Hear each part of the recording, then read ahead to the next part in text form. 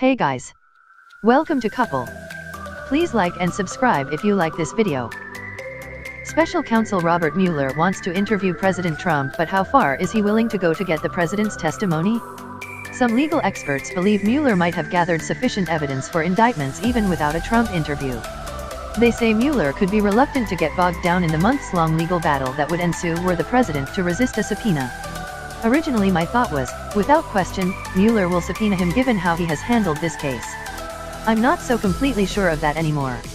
I think Mueller could say, "We've tried to accommodate them, we're moving ahead," said Solomon Weisenberg, a Washington attorney who served as independent counsel Kenneth Starr's deputy during investigations into former President Clinton.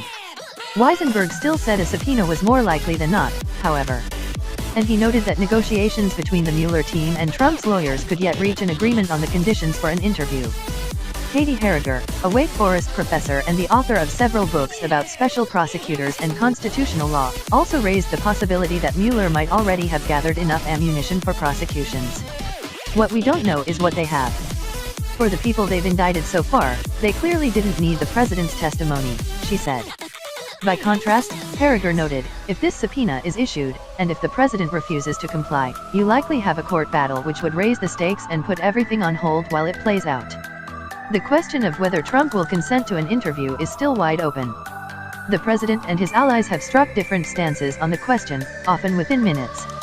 Speaking to CNN's New Day on Friday, Trump lawyer Rudy Giuliani said that Mueller's team had agreed to narrow the number of topics of a potential interview from 5 to 2.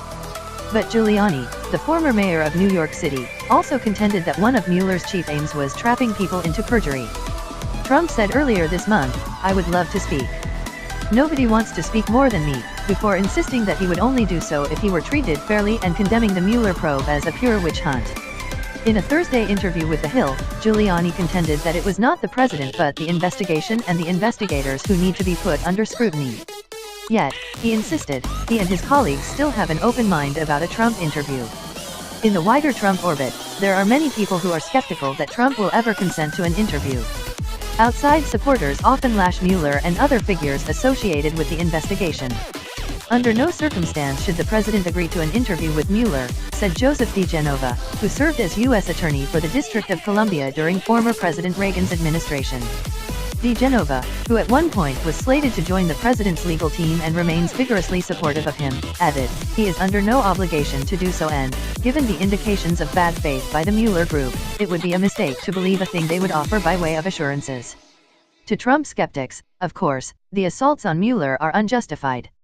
They see such attacks as a method of muddying the waters around the probe so as to make it easier to refuse an interview and to push back on any adverse findings for Trump that might eventually emerge.